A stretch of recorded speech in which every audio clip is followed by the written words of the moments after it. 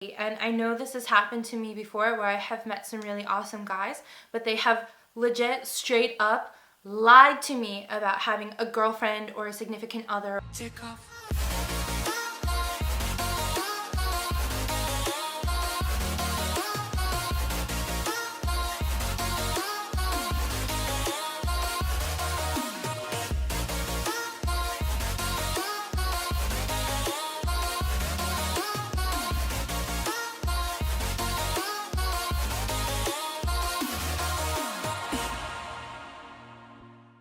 Hello everybody, this is Gina Bear reporting to you for duty, and today I wanted to talk about why dating is so hard for foreign women in Japan. As many of you guys know, if you've read my blog in the past, that I have had quite a difficult time dating. I felt really discouraged, really ugly, unattractive, and unwanted, and I know I'm not the only one who felt like that because I had many foreign friends who were there who felt the same way that I did about dating. So today I wanted to give some insight as to why it could be very difficult for a foreign woman to date in Japan. These are some of the things that I've noticed. I've also talked to friends who lived on mainland Japan and they've also felt the same way, so I'm pretty sure this is not just an Okinawa thing. I'm pretty sure this happens all over Japan.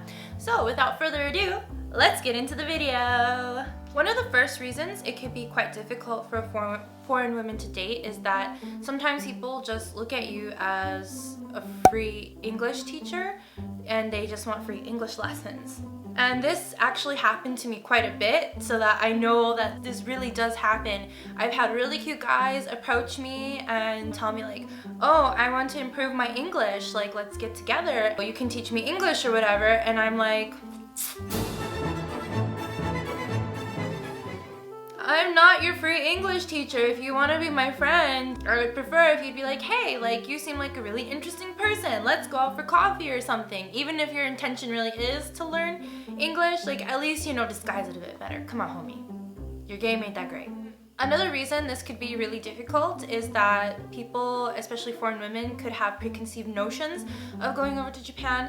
For example, a lot of the bishonen and shoujo manga shows these really strong male characters who are really affirmative with their women and they just really go after what they want. I can give you a few examples, like Hanayori Dango is one of them.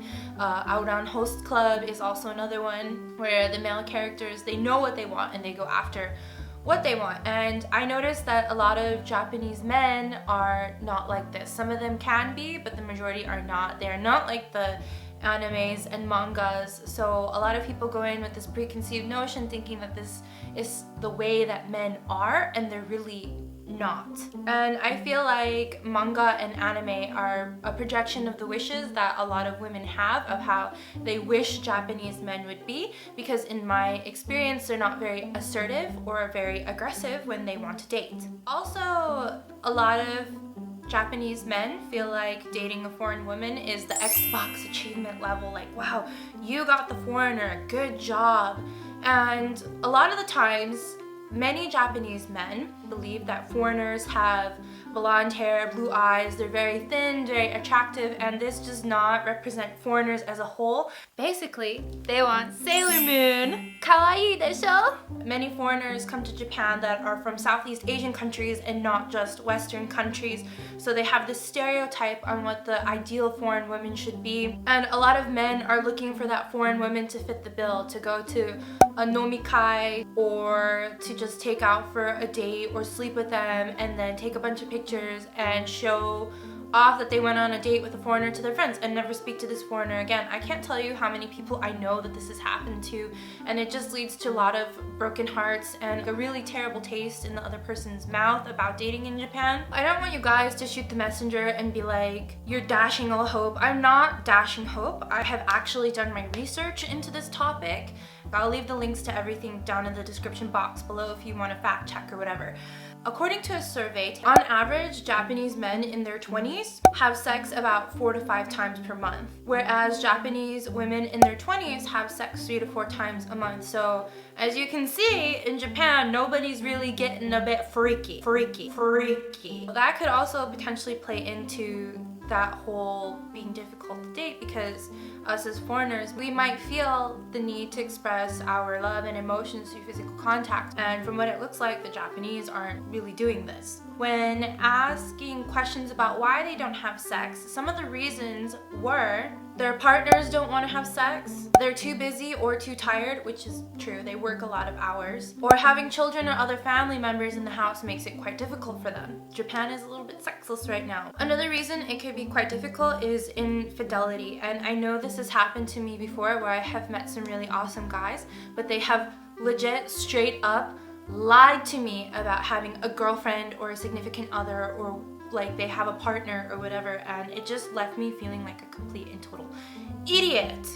Also referencing back to the Doric's article, it states that 20% of couples cheat, and that's a pretty big number. And when asked where they find their extramarital partner or their extra relational partner, a lot of them cite that they find them at work or school, or they just started as friends. From what I've been told, and I don't know if this is true, and I don't know if other people have this viewpoint, people that I've spoken to, especially Japanese, they say that it's not cheating if there's no emotion into it. So if there's just the physical but there is no love, then it's not cheating. But there are also people in Japan who believe that cheating is 100% wrong, but they just tolerate it because their partner is trying to climb the corporate ladder. So that's another sad reality of dating in Japan, and why it could be quite difficult, because there are a lot of things that us foreigners don't know or don't understand about the culture that could make a dating situation quite difficult. And the last thing I'm going to talk about also comes from my own personal experience and from the experiences of other women. You will meet a guy that is known as the collector. So pretty much he's just trying to add one new notch of one new nationality under his belt, if you catch my drift. Anyway, he speaks really good English and he has a lot of friends, but he's not really looking for something serious. He's just there for the shits and the giggles and to have fun and then just bounce. If I were you guys, I would be really careful about this kind of guy. Now, I'm gonna leave this video on a more positive note, and I want to let you guys know that there is still hope in Japan. I do have friends that do have Japanese significant others, and they're really happy together. They've been in great relationships. If you guys are looking to date in Japan, I want to give you a few types of people that you should look out for that would be a great partner. You should look for the guy that typically has an open mind about the world. And this type of guy may or may not have lived, worked, or studied abroad. He just may be a guy who's lived in Japan his whole life, but is naturally curious about the world and hasn't made it out of Japan for financial reasons, time, etc.